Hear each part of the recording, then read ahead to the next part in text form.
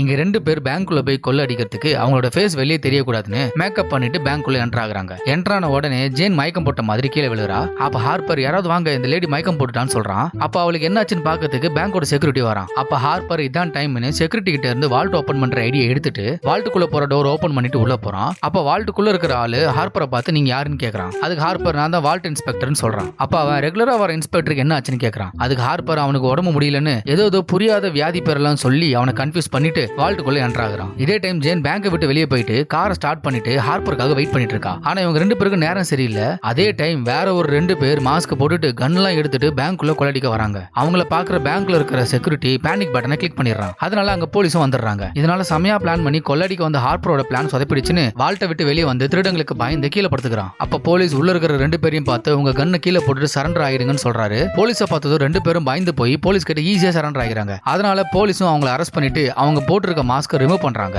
அப்பதான் ஹார்பருக்கு தெரியுது இப்ப கொள்ளடிக்க வந்தவங்க இவங்களோட ஃப்ரெண்ட்ஸ் தானே. அதனால அந்த 2 பேரும் போலீஸ் கிட்ட இவனை போட்டு கொடுத்துட கூடாதுன்னு விட்டா போதுன்னு பேங்கை விட்டு வெளியே ஓடி வந்துடுறான்.